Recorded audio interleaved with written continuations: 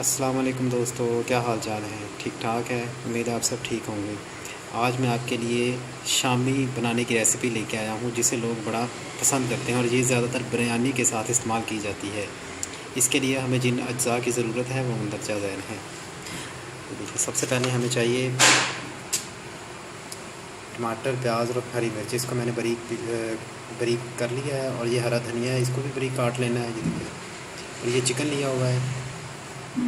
Chicken को उबाल के और इस तरह आपने मैश रेशा रेशा कर लेना है, यानी कि मैश कर लेना है। और इसके अलावा हमें चाहिए ये चने की दाल और मूंग की दाल। इसको उबाल के बारीक पीस लेना है। ये देखिए आपके सामने है। इसके लिए हमें चाहिए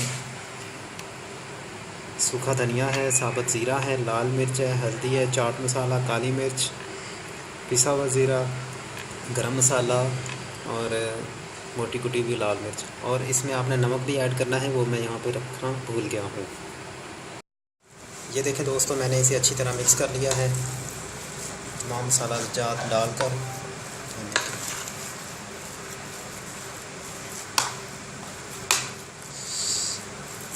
आपने इसको मिक्स करके अच्छी तरह तकरीबन 15 मिनट के लिए फ्रिज में रख देना है।